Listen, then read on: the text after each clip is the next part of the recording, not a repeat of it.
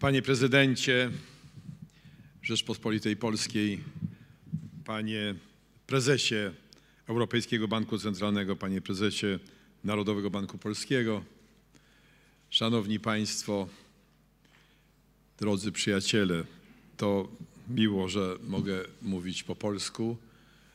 To jednak jest zawsze wielka przyjemność, jeśli wraca się do Warszawy, jest się bardzo u siebie, szczególnie w tak trudnym momencie, jaki przeżywa dzisiaj Europa. Nie mógł być dobrany lepiej czas na tę konferencję.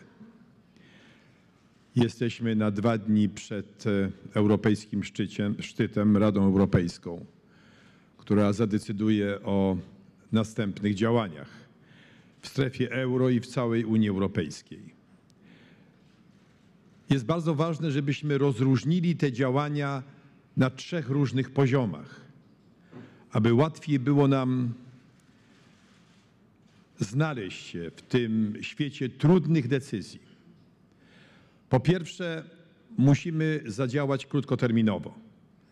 Są tu potrzebne działania w stosunku do Grecji, gdzie konieczne jest zmniejszenie obciążenia tego kraju i ważna będzie decyzja, jak bardzo obciążyć tym kapitał prywatny.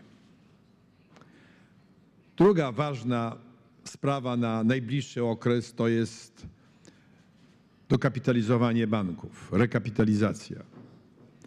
Jest to ważne, jeśli chcemy uruchomić ścieżkę finansowania gospodarki i ważne jest, abyśmy to zrobili wspólnie, wszystkie kraje Unii Europejskiej, aby mogły zdecydować się na podobne kroki. Trzecia sprawa, bardzo istotna, to jak stworzyć zaporę ogniową przed rozszerzającym się ewentualnie kryzysem polegającym na niestabilności finansowej i na nadmiernym długu publicznym w kilku krajach strefy euro. Niewątpliwie Europejski Instrument Stabilizacji Finansowej jest tutaj właściwym rozwiązaniem i ważne także, abyśmy użyli go jako dźwignię, która pozwoli nam zdecydowanie zwiększyć zakres działania tego instrumentu. Ale to są działania na najbliższą metę. Cały czas myśleć musimy i działamy w kierunku uzyskania rozwiązań średnioterminowych, które zapewnią nas o tym, że kryzys się nie powtórzy, a także, że dadzą nam szansę na szybkie wyjście z obecnego kryzysu. Nie chcemy popadać w stagnację. Chcemy przeciwdziałać zastygnięciu rynków i zastygnięciu gospodarki na obecnym poziomie. Na pewno to, co uchwaliliśmy niedawno, 6 aktów legislacyjnych w Parlamencie Europejskim, także w Radzie Unii Europejskiej, było ważną decyzją. Pozwoli nam na uniknięcie kryzysu w przyszłości, może także zwiększyć konkurencyjność gospodarki wewnątrz Unii. Pozwoli nam lepiej sterować gospodarką po to, abyśmy mogli współdziałać nie tylko w przezwyciężaniu kryzysów i w zapobieganiu im, ale także wspierać szybki wzrost. Bardzo ważne jest to, co znamy już z opisów. Euro plus pakt. To są reformy strukturalne, bez których na dłuższą metę trudno będzie się rozwijać europejskiej gospodarce. Chodzi o reformę rynku pracy, chodzi o reformę systemu emerytalnego, jedno z drugim bardzo się blisko wiąże. Chodzi także o szereg innych reform, które mogą posłużyć w przyszłości jako dźwignia stabilnego, szybkiego wzrostu. I ważne jest, że kraje Unii Europejskiej powinny do tego przystępować wspólnie, razem. Mamy także przed sobą coś, co może być zwieńczeniem naszych średnioterminowych działań. To jest stworzenie rządu gospodarczego w Unii Europejskiej. To jest nadal średnioterminowe działanie, bo możemy to uzyskać w ciągu kilkunastu miesięcy, może 2 lat, w zależności od decyzji, które będziemy podejmować. Jest ważne, abyśmy przy tej okazji nie podzielili się na Europę dwóch prędkości. Abyśmy zachowali to, co towarzyszy nam od początku trwania Unii Europejskiej. Wtedy Polska nie mogła doświadczać przywilejów bycia członkiem wspólnoty. Ale pomimo wielu zagrożeń, które spotykała Unia na swojej drodze, udało się utrzymać jedność. Chociaż porównanie nie jest ścisłe, jest tylko poglądowe, to warto pamiętać, że strefa Schengen nie obejmuje wszystkich krajów Unii Europejskiej. Tak oczywista i wspaniałe dla nas rozwiązanie nie obowiązuje w Wielkiej Brytanii i Irlandii. Nie przeszkadza to, aby sterowanie i najważniejsze rozwiązania dla grupy Schengen i dla porozumienia Schengen pochodziło ze szczytu Unii Europejskiej, całej Unii Europejskiej. Te kraje, które do niej nie weszły, zgodziły się i przyjęły rozwiązania, które przyjmowała reszta, chociaż same nie uczestniczą w tej wspólnocie Schengen. Powtarzam, to nie jest precyzyjne porównanie. Chodzi mi tylko o pewną koncepcję, według której powinniśmy nadal działać w ramach Unii Europejskiej. Także jeśli mówimy o strefie euro i o krajach, które są spoza strefy euro. Ten rząd gospodarczy powinien mieć swoje zwieńczenie i swoją kontrolę naturalną w Parlamencie Europejskim, a naturalnym nośnikiem decyzji rządowych może i powinna być Komisja Europejska. Nie będą to łatwe decyzje. Wiadomo, że sporo z tych decyzji, które nas czekają w przyszłości, będą podejmowane na płaszczyźnie międzyrządowej. Ale ważne jest, abyśmy myśleli o przekształceniu płaszczyzny międzyrządowej, która wymaga w większości przypadków jednomyślności. To bardzo ważne. Jednomyślnej decyzji mogli gładko przejść do metody wspólnotowej, która przecież dzisiaj w wielu przypadkach podlega głosowaniu większościowemu. Jest również cała seria propozycji, które dotyczą długiego terminu. Podkreślam je dzisiaj, mimo że dzisiaj ani jutro nie będzie dobry czas na to, żeby je wprowadzać. Ale już dzisiaj musimy o nich rozmawiać. Jest to kwestia zmian traktatu i dokonania kolejnego skoku integracyjnego. Tym razem ten skok niewątpliwie musiałby dotyczyć współpracy gospodarczej i stworzenia prawdziwej Unii Gospodarczej.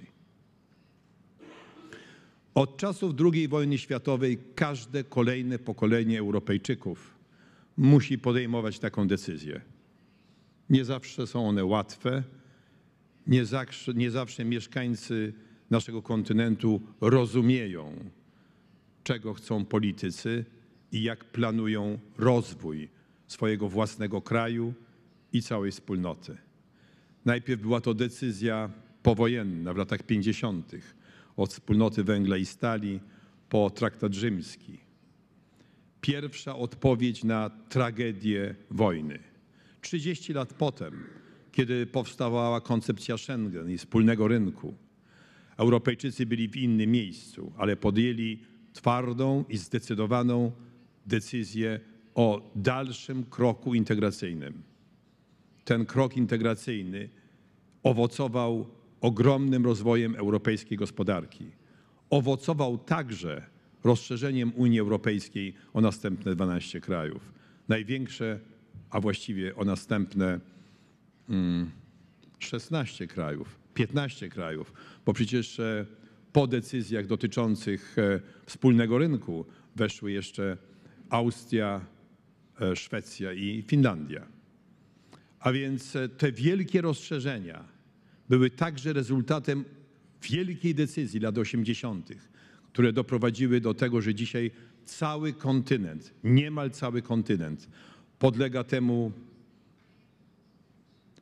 dla nas wszystkich najbardziej oczekiwanemu nastrojowi stabilizacji i dobrego gospodarczego wzrostu, przerwanego dopiero 3 lata temu przez kryzys. My stoimy przed tym samym wyzwaniem. I nie wolno o tym wyzwaniu zapominać. Jeśli zmiana traktatu, nie chcę jej dzisiaj definiować, bo są różnego rodzaju propozycje. Jeśli zmiana traktatu będzie wymagała także decyzji w referendum, już dzisiaj powinniśmy spokojnie rozmawiać o tym z mieszkańcami naszego kontynentu.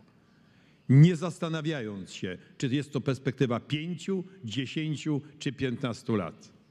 Jeśli Europa naprawdę chce się liczyć w skali świata, nie ma innej drogi. Wczoraj w Parlamencie Europejskim, w Komisji Europejskiej odbyło się pierwszy raz historyczne w skali Europy spotkanie parlamentów narodowych i 3 instytucji europejskich: Rady, Komisji i Parlamentu Europejskiego. Pomysł powstał w Parlamencie Europejskim. Chcieliśmy zaprosić przede wszystkim parlamenty krajowe, żeby wspólnie rozmawiać o budżecie na następne 7 lat w Unii. Można powiedzieć, że budżet to przecież nie wszystko. No tak, ale ten wspólnotowy budżet, podobnie jak wspólnotowa waluta, de facto kształtują europejską wspólnotę. Bo nasza wspólna waluta, euro, to nie jest jedna waluta. W języku angielskim brzmi to może trochę lepiej, ale po polsku też. To nie jest jedna waluta, to jest właśnie wspólna waluta. Wspólna, która powinna nas łączyć, a nie dzielić. Także te kraje, które są spoza strefy euro, muszą mieć udział we wpływie na sytuację w euro. Muszą mieć swój udział we wspólnym zarządzaniu całą Unią Europejską, a więc pośrednio także strefą euro. Nie odbieramy prawa tym, którzy są bezpośrednio zaangażowani dzisiaj w obronę i wyprowadzenie na prostą strefę euro, możliwości podejmowania przez nich autonomicznych, szybkich, zdecydowanych decyzji. Ale trzeba również myśleć o perspektywie. To są perspektywy związane ze zmianą traktatu i do nas także na tej sali obecnych i rozumiejących zagrożenia, które tkwią w tym rozbieżnym systemie gospodarczym w wielu krajach Unii Europejskiej, bardzo różnej konkurencyjności krajów strefy euro. Do nas także należy odpowiedzialność obrony takiej możliwości przyszłej zmiany traktatów. Proszę Państwa, no ale jesteśmy w Europie Środkowo-Wschodniej i warto odpowiedzieć sobie na pytanie, jak to wygląda z perspektywy tego ważnego dzisiaj miejsca w Europie. Doskonale wiemy, że państwa Europy Środkowo-Wschodniej mają dzisiaj lepsze gospodarki niż było to 10 czy 15 lat temu. To już nie ma takiej sytuacji, że jak strefa euro, przepraszam za wyrażenie, kicha, to my wszyscy kładziemy się do łóżka z wysoką temperaturą. Mamy już dzisiaj swój udział w produkcie brutto, jeśli chodzi o całą strefę Unii Europejskiej. Wiele się musimy jeszcze nauczyć. Wiele jeszcze ciężkiej pracy przed nami. Ale są to już państwa liczące się i o tym właśnie chciałem powiedzieć. Zadać pierwsze pytanie. Czy i kiedy do euro?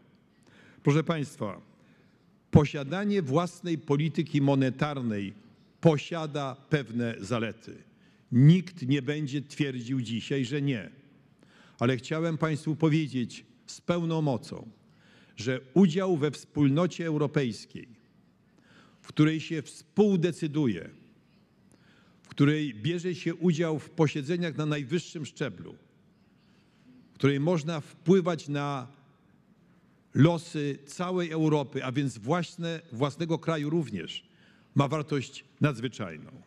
Chciałem przypomnieć, jakie były losy strefy euro w ciągu ostatnich lat. W ciągu 8–10 lat inflacja w strefie euro była mniejsza niż inflacja w Niemczech w czasie 8–10 lat obowiązywania waluty niemieckiej, czyli niemieckiej marki. Płynność finansowa była dwukrotnie ratowana w sposób spektakularny i to się świetnie udało. 2007 i 2011 rok. Nie chcę Państwu tutaj jako specjalistom mówić o innych zaletach tej strefy, ale wspominam o tych dwóch, bo jest z nami pan prezes Jean-Claude Trichet. I chciałem jeszcze raz wrócić do jego osoby, bo z panem prezesem wiąże się rzecz niezwykła. Przejście ze strefy euro, która 8 lat temu była jeszcze małym dzieckiem, do już dojrzałej strefy, która jak to zwykle w dojrzałym okresie może podlegać kryzysom, bo mamy kryzys wieku średniego, strefa euro jeszcze nie jest w wieku średnim, ale przechodzi swoje pierwsze wielkie kryzysy. Ale jestem przekonany, że dzięki panu prezesowi Trichet została do tego kryzysu dobrze przygotowana. Jesteśmy panu za to bardzo wdzięczni. Nie jest to jeszcze koniec naszych starań. Jestem także przekonany, że to wielki przekaz i wielka spuścizna, którą pozostawił pan po sobie, która uczy nas, w jaki sposób działać wspólnotowo, w jaki sposób podchodzić do decyzji tak, żeby zachować kontakt z ludźmi i żeby ochronić wspólne dobro. To jest spuścizna, którą będziemy pamiętać. No ale skoro jesteśmy w Europie Środkowo-Wschodniej, to warto powiedzieć jeszcze o jednej rzeczy. Jeśli przyglądamy się krajom naszego regionu, to trzeba przyznać, że obywatelom naszym trudno mówić o kryzysie. I to nie tylko dlatego, że nie wszędzie go doświadczamy, ale również dlatego, że niegdyś był on chlebem codziennym w społeczeństwach ekonomii braku. Było tam znacznie gorzej niż w społeczeństwach dzisiejszego kryzysu Europy Zachodniej. A jednak społeczeństwa te przetrwały i dzisiaj cieszą się względnym i trwałym dobrobytem. Mówię o tym, bo być może wynika z tego także pewna nauka dla nas wszystkich i pewny znak nadziei i dobrej myśli. Co nas uratowało? Jaką wiedzę możemy wynieść z tamtych naszych doświadczeń? Bardzo ważną. Dotyczy ona nie tylko tego, jak przetrwać, ale jest to przede wszystkim wiedza o sile moralnych postaw. Nie waham się o tym mówić, bo jest to moje własne, osobiste doświadczenie, najmocniej zapamiętane i najsilniejsze, mimo że dotyczy tego, co działo się 20 kilka, a nawet 30 lat temu. Pokonanie komunizmu, przejście od gospodarki centralnie planowanej, czyli gospodarki zapaści, do gospodarki wolnorynkowej, nie wymagało, jak pamiętamy, zaangażowania sił militarnych, czy zapewne także nie wymagało zaangażowania ekonomicznych geniuszy, chociaż pewnie byli tacy, są wśród nas. Natomiast wymagało woli działania opartej na wyrazistych, bezkompromisowych postawach moralnych, woli działania politycznego. Komunizm został w gruncie rzeczy obalony dzięki etyce i dzięki przekonaniom ludzi, że to, co robią, robią nie tylko w imieniu własnym, ale w imieniu milionów innych obywateli. Widać to po sukcesie Solidarności. Dlatego do tego wracam. I jestem przekonany, że w jakimś sensie kapitalizm może być także uratowany dzięki podobnym zasadom, dzięki podobnej sile moralnej. Najlepszym dowodem tego jest sposób, w jaki taki kraj jak Łotwa przeszedł przez trudny okres kryzysu. Ale to dotyczy nie tylko naszej części kontynentu, Europy Środkowo-Wschodniej. Weźmy przykład Norwegii, państwa, które ma najniższy współczynnik korupcji na świecie, a równocześnie budżet jest cały czas z ogromną nadwyżką. Czyli jest ogromna ilość bogactwa, które stoi niejako do dyspozycji. Dzięki czemu tak się stało? Zapewne nie dzięki kontroli i systemowi kar, lecz dzięki etosowi pracy, który chroni kraj przed korupcją, jak i zachowaniami korupcjogennymi. Podobnie jest w Irlandii, gdzie byłem zaledwie kilka miesięcy temu, akurat wtedy, kiedy podejmowano najtrudniejsze decyzje o podjęciu pakietu reform i pakietu oszczędnościowego. Byłem wtedy w parlamencie i wygłosiłem przemówienie w imieniu Europy, w oczekiwaniu tego, czego dzisiaj oczekujemy od Irlandii. Muszę Państwu powiedzieć, że odpowiedź, nie wynikając z tego, że tam akurat byłem, bo to nie miało na pewno większego znaczenia, ale odpowiedź Irlandii jest oczywista.